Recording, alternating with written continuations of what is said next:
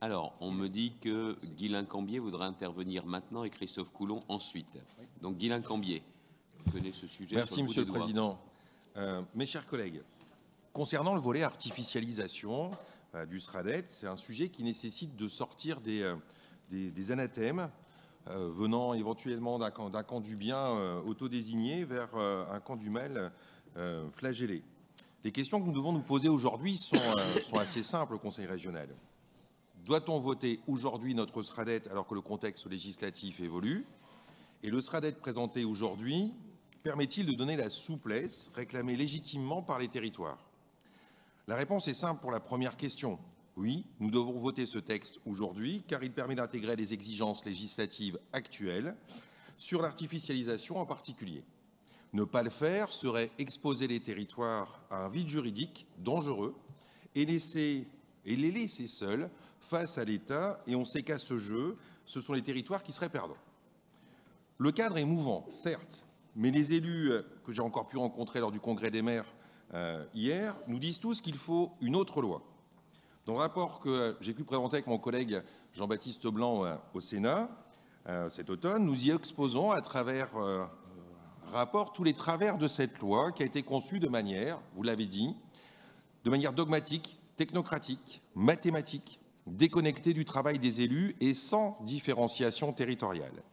Cette loi a installé la défiance sur les territoires entre les différents acteurs. Ceci alors que les élus locaux, eux, ont intégré cette volonté de sobriété foncière.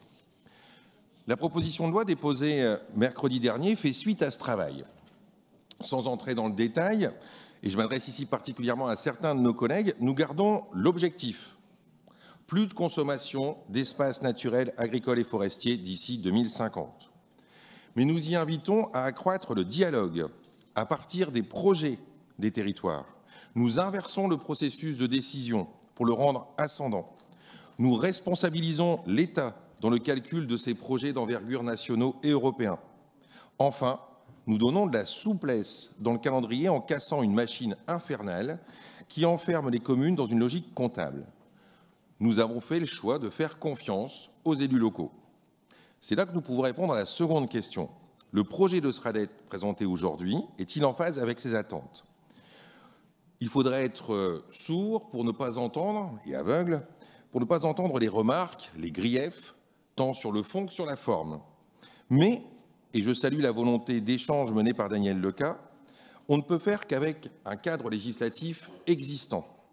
Et dans ce cadre, la région a fait avec ce qu'elle avait.